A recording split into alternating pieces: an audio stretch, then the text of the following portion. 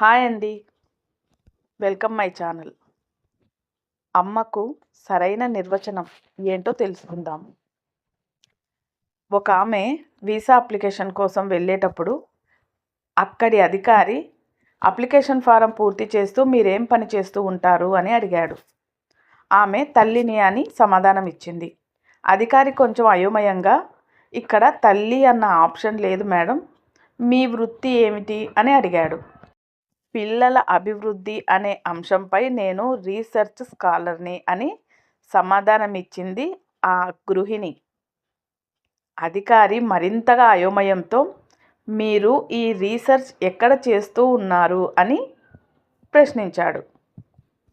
మా ఇంట్లో అన్నది ఆమె. అధికారి మరింత అయోమయంతో చూశారు. ఈ రీసెర్చ్ చాలా సంవత్సరాల నుండి చేస్తూ ఉన్నాను. రోజుకి 14 గంటలు పని చేసినా పూర్తే అవ్వదు. దీనికి నాకు మార్గదర్శకులు నా భర్త, సీనియర్ రీసెర్చ్ గైడ్, స్కాలర్స్ మా అమ్మ, మా తాతమ్మ, అమ్మమ్మ, నాన్నమ్మ, వీళ్ళందరూ నా యూనివర్సిటీ డైరెక్టర్లు. మా అత్తగారేంటో అప్పుడప్పుడు నా పేపర్లు దిద్దుతూ ఉంటుంది.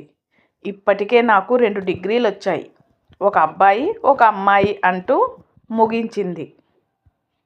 అధికారి ఆమెతో పాటు గుమ్మం వరకు వచ్చి కరచాలనం చేసి సాగనింపుతూ, తల్లికి ఇంతకన్నా గొప్ప నిర్వచనం నా జీవితంలో నేనెప్పుడూ వినలేదు మేడం, థ్యాంక్ యూ అని అన్నాడు.